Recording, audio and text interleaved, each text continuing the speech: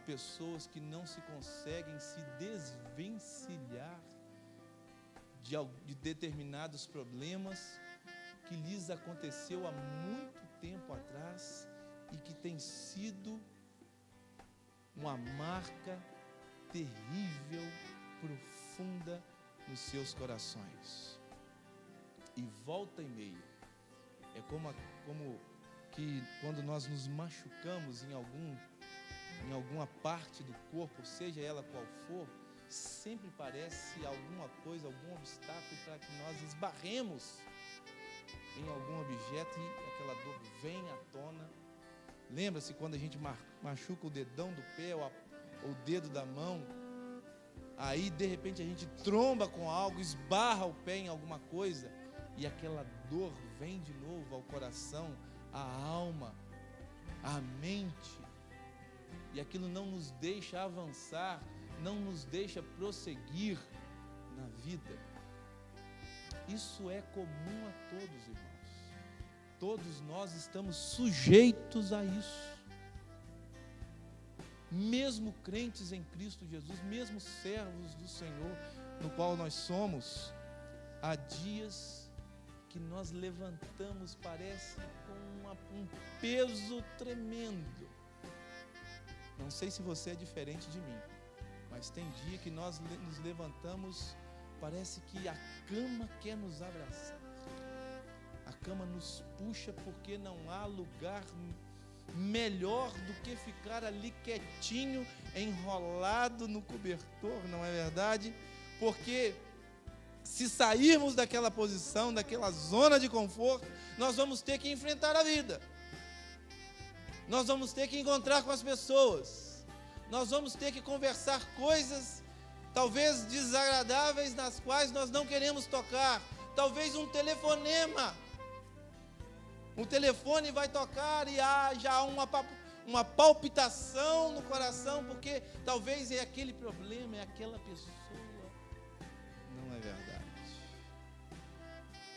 Aqui Jesus também estava vivenciando exatamente isso. Em dia subsequente, dirigia-se Jesus a uma cidade chamada Naim, e iam com ele os seus discípulos e numerosa multidão. Como se aproximasse da porta da cidade, eis que saía o enterro do filho único de uma viúva, e grande multidão da cidade iam com ela. Ou seja, aqueles que estavam com Jesus, os discípulos e aquela grande multidão agora entrando na cidade de Naim, estava meio que ia passar ou se encontrar com a multidão, com um grupo de pessoas que estavam vivenciando algo totalmente oposto ao que os discípulos e aquela multidão que seguiam a Jesus. Aqui existem duas diferenças notórias dentro do texto que nós acabamos de ler. Daqueles que estavam andando com Jesus e por andar com Jesus, ouvir as palavras do bom mestre, estavam eufóricas messianicamente falando. Estavam contentes porque estavam na presença daquele que podia sanar os seus problemas, curar a alma, lhe dizerem palavras que venham a acalentar, palavras de ânimos direcionadas pelo Deus eterno, pelo Deus que se encarnou. Mas essa multidão, esses discípulos que estavam seguindo a Jesus, eles iriam se encontrar com uma multidão, como acabamos de descrever, com pessoas que estavam vivendo um momento terrível no núcleo familiar. A mulher havia perdido o seu único filho. Não é o que diz a viúva?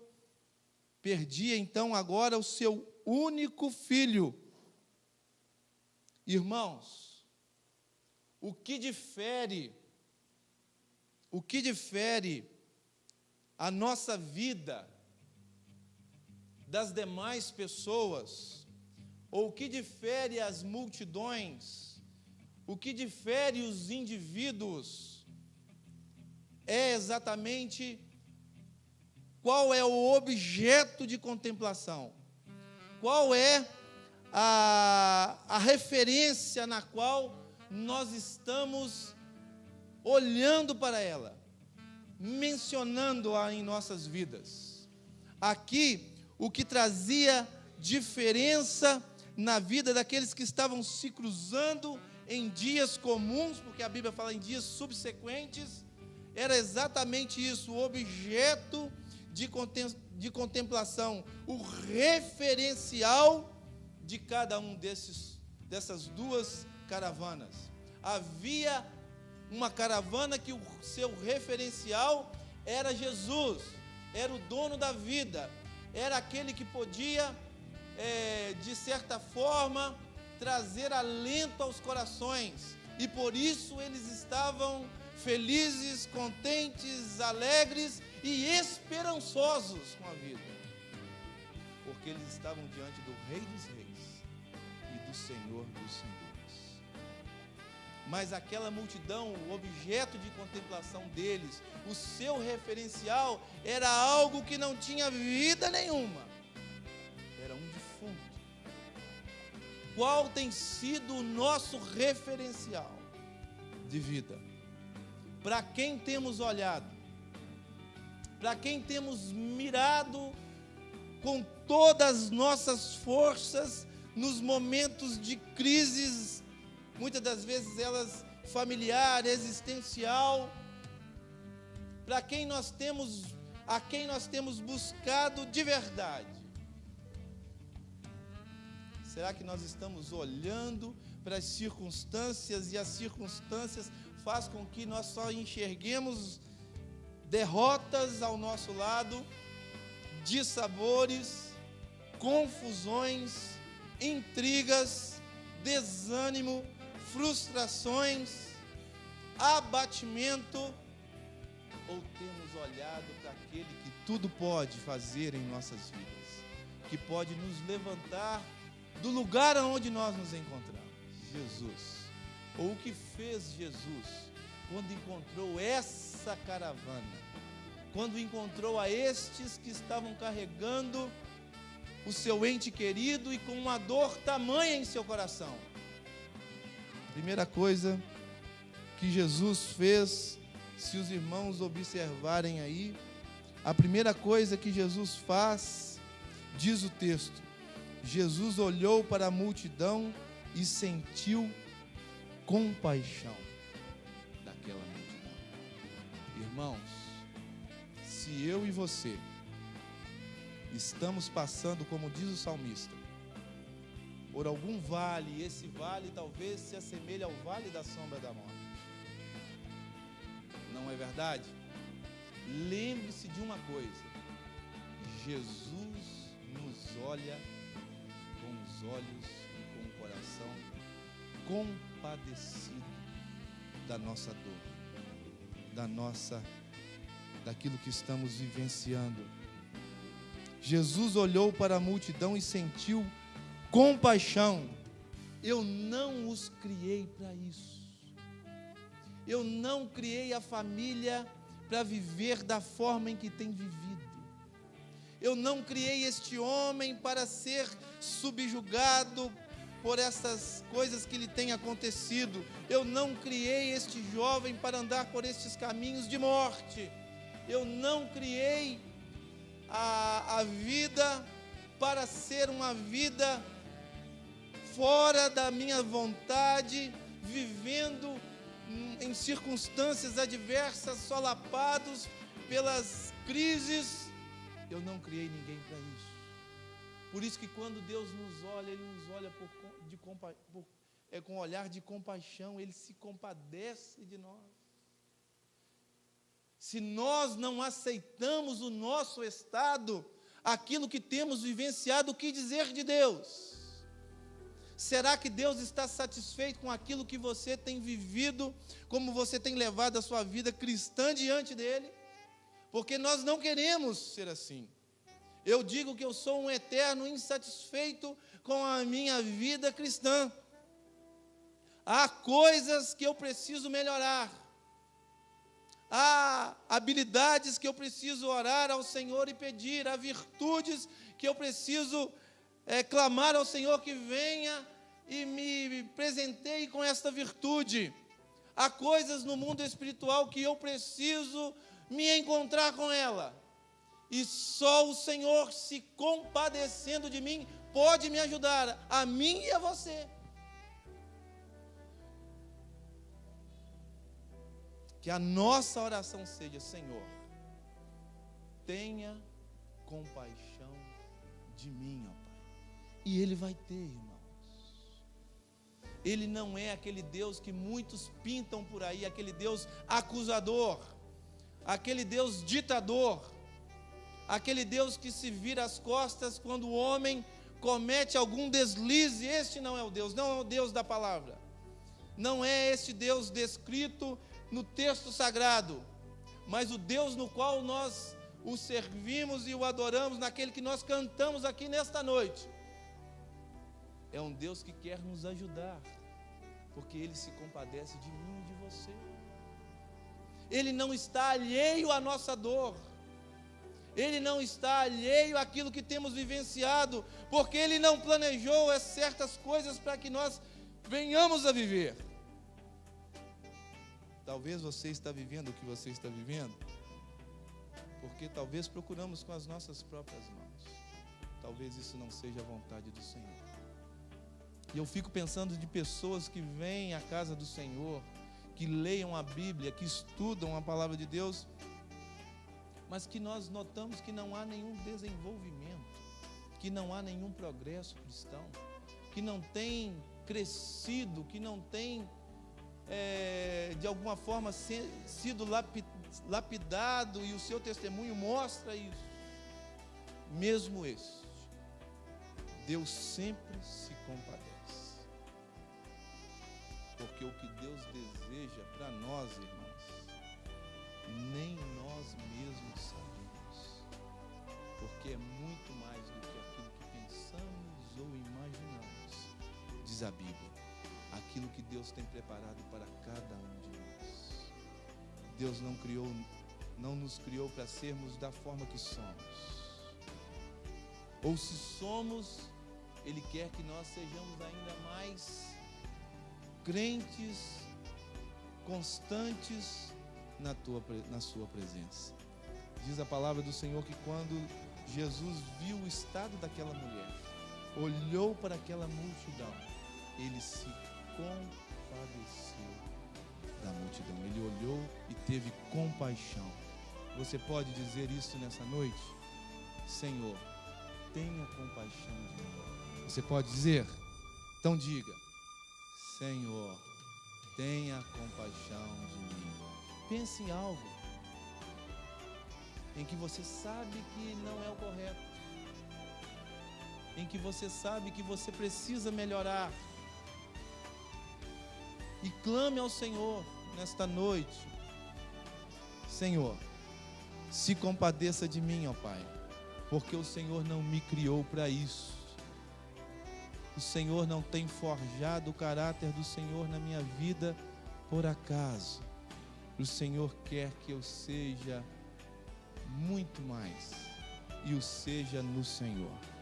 Mas segunda coisa que diz o texto, o Senhor Jesus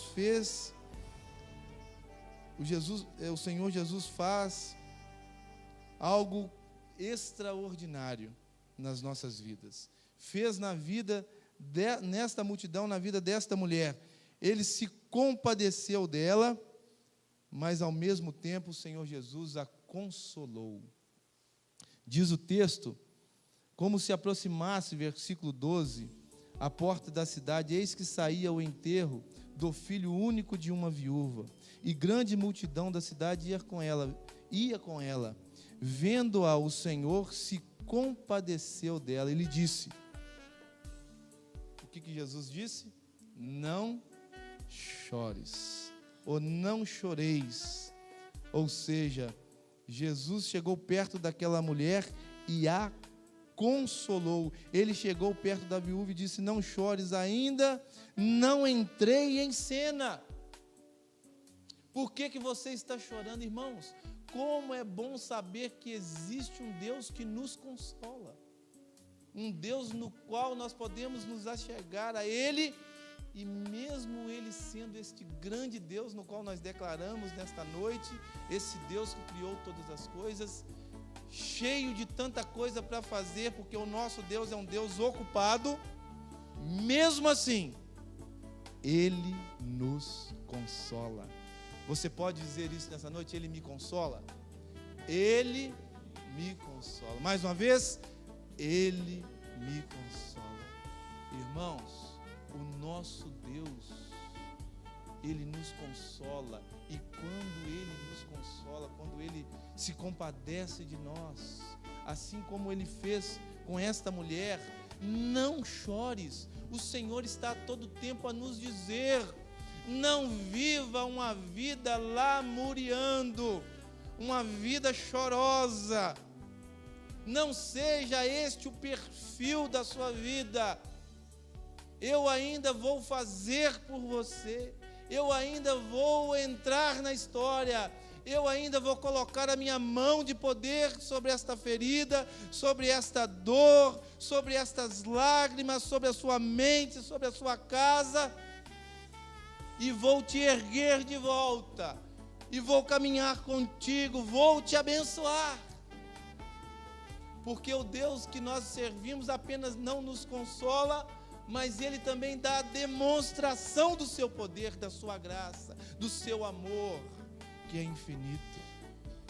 É um Deus que consola, mas não fica no consolo pelo consolo. Ele age. Ele nos reanima quando a vida está difícil. Ele nos traz alegria quando nós só queremos chorar. Por isso que nas bem-aventuranças ele disse àquela numerosa multidão: bem-aventurados que choram, porque estes serão consolados. Quem chora aos pés do Senhor é consolado por Ele, irmãos. Nós devemos chorar mesmo no colo de Jesus, nos braços do nosso Deus, nos encostarmos no peito de Jesus pela fé, mediante a sua palavra, e dizer: Senhor, agora é contigo, agora é com teu Espírito, ó Pai. Ai, irmãos, eu não sei os irmãos. Eu estou olhando aqui, mas eu não sei também o que se passa na vida e na mente de cada um que está aqui. Eu não sei que tipo de experiência você já teve com esse Deus que consola, porque teve dias na minha vida que estava muito difícil. Tremendamente difícil, irmãos. Aonde eu pensava em desistir de tudo, de todas as coisas. Mas de repente, o Senhor se manifestou com graça, com amor, irmãos, compassivo e bondoso, que são as características deste Deus que nós servimos. E de repente aquela amargura, aquela dor foi-se embora, porque o coração se encheu de Deus, da esperança que vem do trono da graça de Deus, irmãos.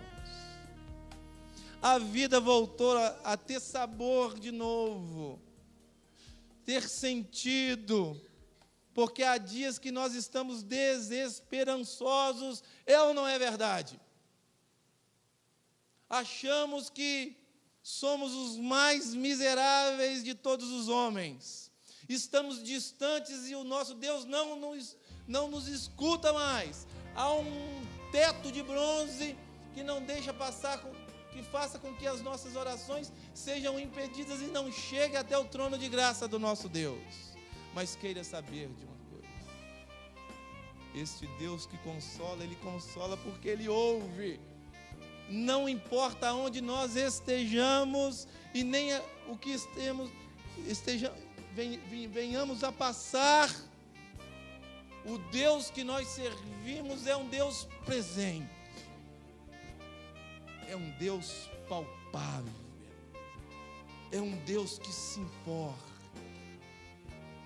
é um Deus que se esforça esforça para nos ajudar. Imagine isso, irmãos.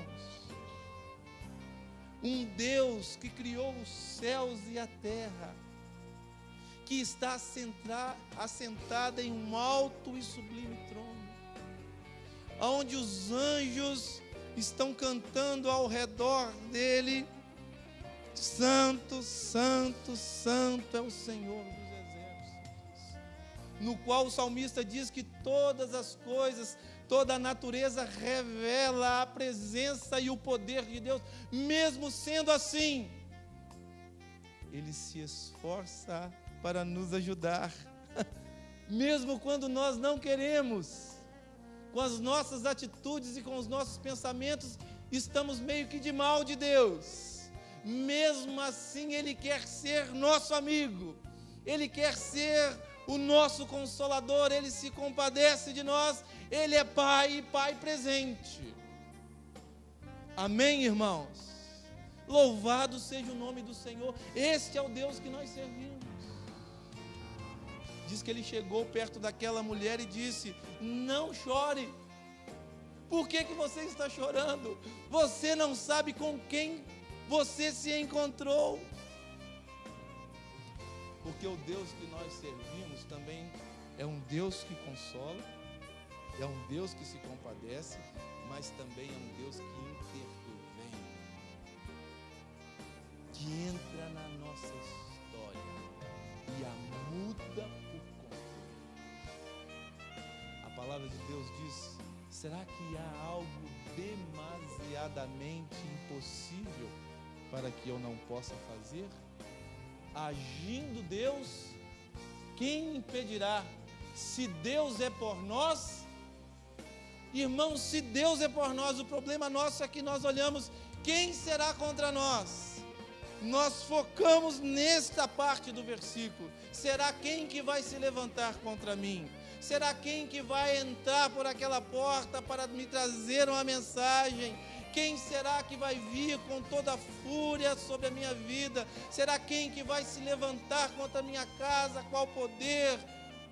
Irmãos, não, é se Deus é por nós. E Ele é por nós. O Deus eterno é por mim e é por você.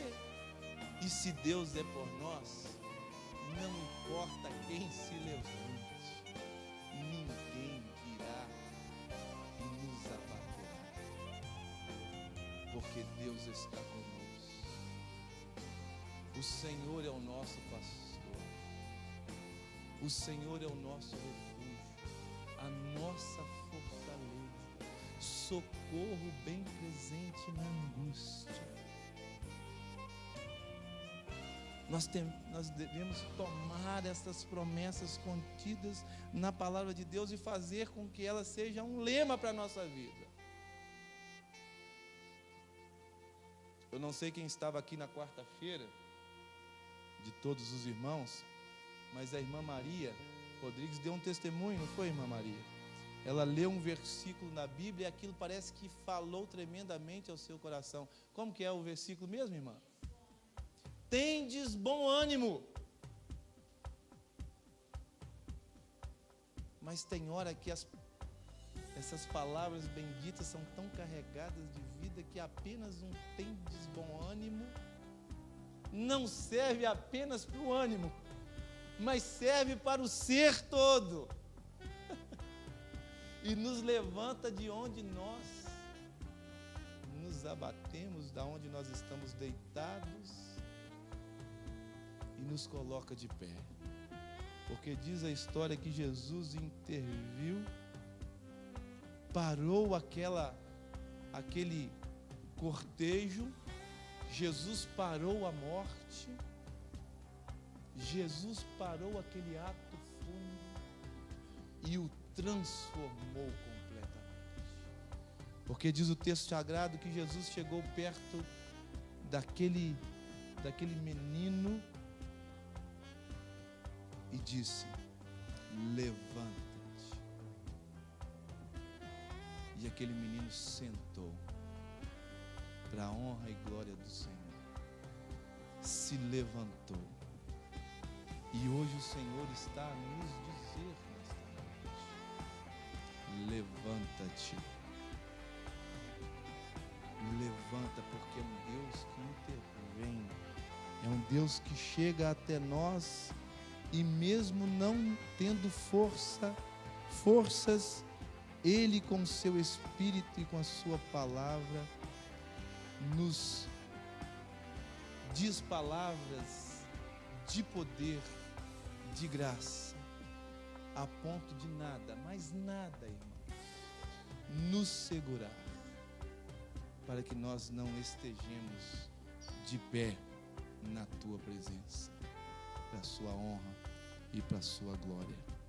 Em quinto lugar, o texto diz que Jesus restituiu o moço à sua mãe.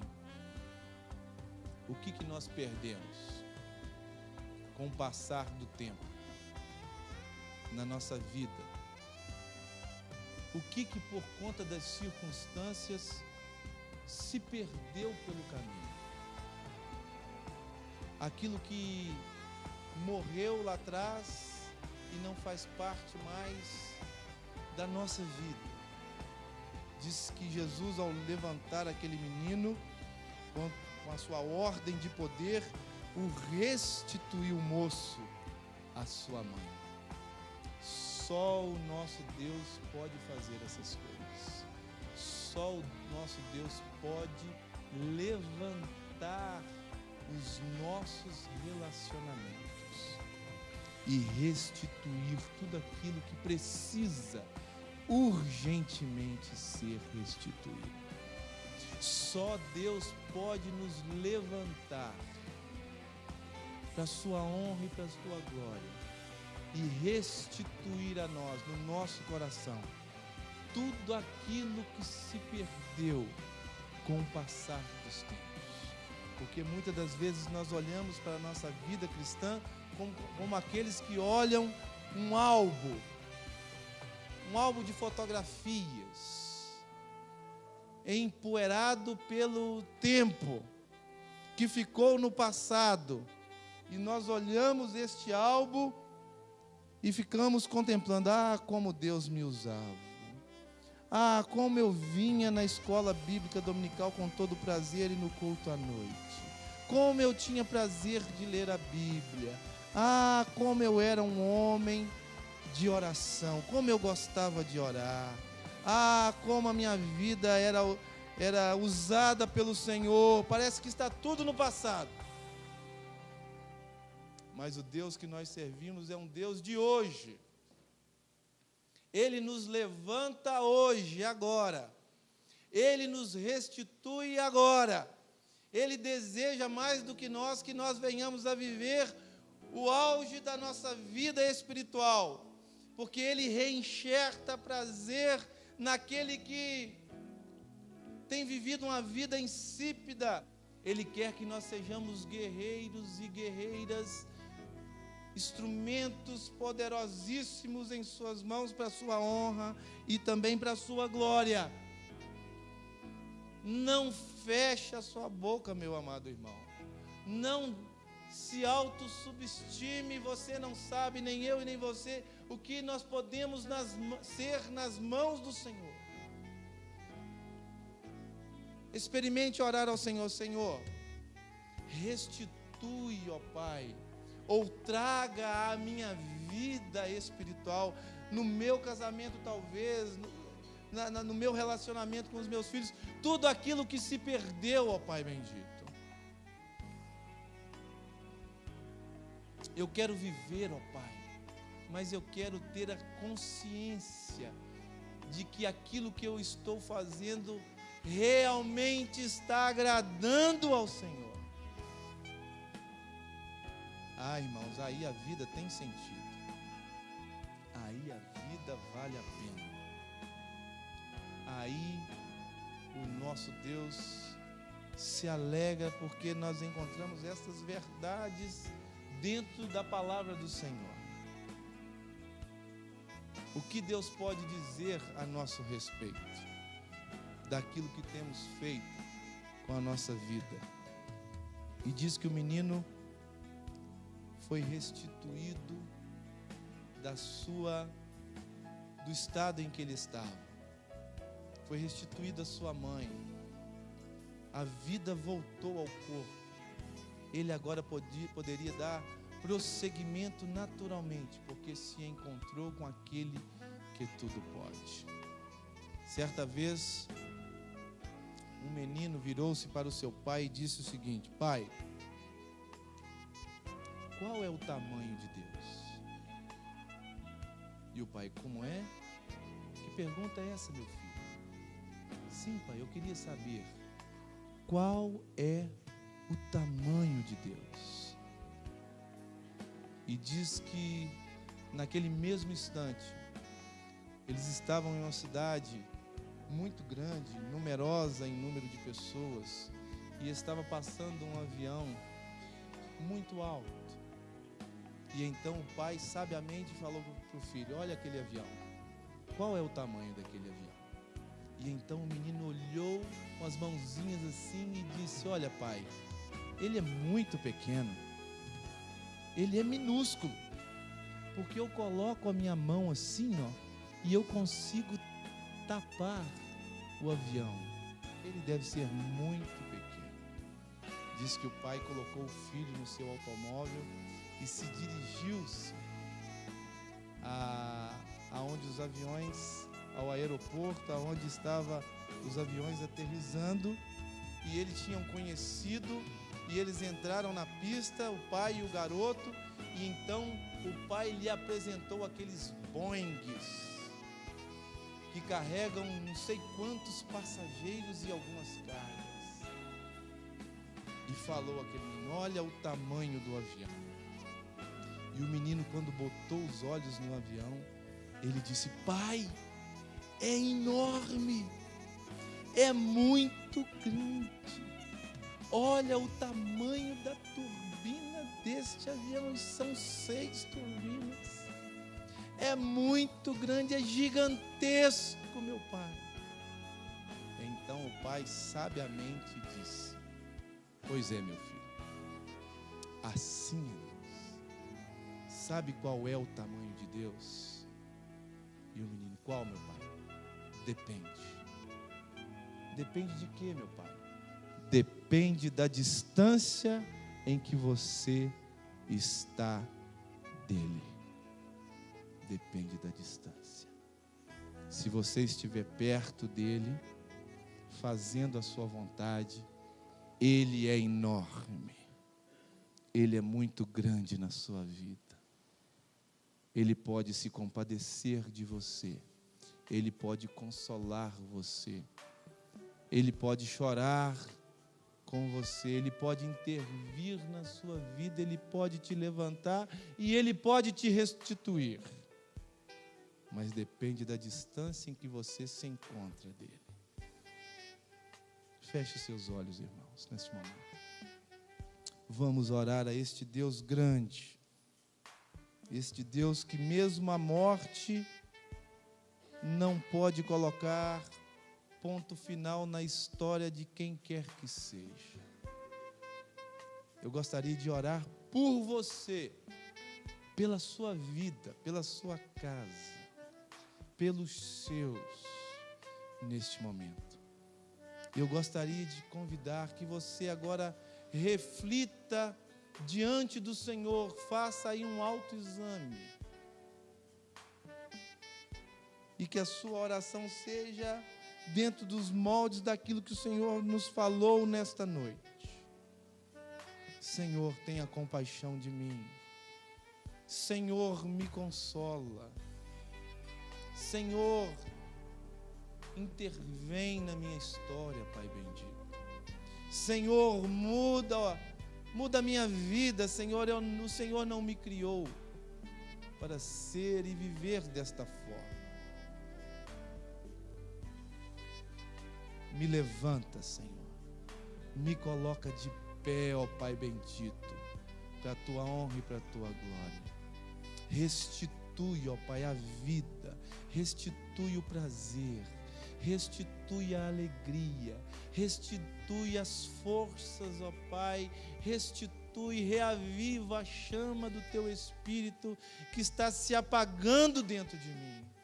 Reaviva, ó Deus, uma vida de santidade. Reaviva, Senhor, uma vida de adoração, ó Pai. Reaviva, ó Deus, um comprometimento ainda maior com o Senhor. Reaviva, ó Deus, porque muitas coisas se perderam no passado. Ore aí, clame ao Senhor. O Deus que nós nos encontramos diante dele nesta noite está vivo, atento à sua oração.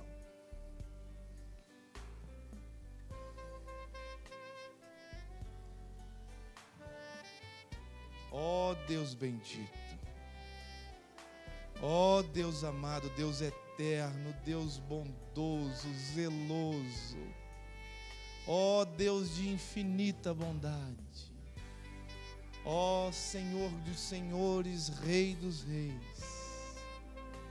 Ó Pai, nós nos encontramos de fato na Tua presença, Senhor. E o Senhor nos falou tremendamente nesta noite, ó Deus. Não foi intelecto humano, ó Pai, não foi do homem, foi do Senhor. Ó Pai, porque nós muitas das vezes levantamos, ó Pai, em dias comuns, como diz a Tua palavra, mas não queremos andar, Senhor, não queremos pensar, não queremos nos relacionarmos, ó Deus. Estamos talvez dentro de um quadro depressivo tamanho, ó Pai bendito. Só o Senhor pode nos socorrer. Só o Senhor pode se compadecer de nós. Só o Senhor pode nos consolar. Só o Senhor pode intervir, ó Pai, na nossa história e mudar o quadro da nossa vida. Ó Deus amado, nós colocamos, ó Deus, a nossa ansiedade, os nossos problemas, as nossas vidas, as nossas dores, os nossos dilemas, ó Pai, diante do Teu trono, ó Pai bendito. Nós declaramos, ó Deus, nesta noite, ó Pai, que nós mesmos não temos força, ó Pai, que nós queremos nos esvaziarmos de nós mesmos, negarmos o nosso eu, ó Pai, para que o Senhor possa habitar em nós, definitivamente, ó Pai, que o Senhor possa ter livre acesso, ó Deus, na nossa mente, naqueles lugares mais escuros da nossa vida, ó Pai. Que a Tua luz possa raiar dentro de nós, que o sol da justiça possa brilhar intensamente sobre as nossas casas e sobre as nossas vidas, ó Pai bendito. Há jovens aqui nesta noite, há adolescentes aqui nesta noite, há pais, há mães, ó Deus, aqui nesta noite. Há, Senhor, pessoas que estão vivendo talvez uma dor tamanha, ó Pai bendito. Mesmo sendo crente, mesmo sendo servos do Senhor. Ó Deus, a começar de mim, ó Deus, na minha casa, na vida dos meus filhos, ó Pai, da minha esposa, ó Deus. Porque o Senhor quer trazer uma reconstrução sadia, que só o Senhor pode proporcionar. Então, ó Pai, nós Te rogamos nesta noite. Ó Deus que trabalha todos os dias, trabalha hoje, Senhor. Trabalha agora. Trabalha durante esta semana. Que os nossos filhos sejam despertados para a Tua palavra.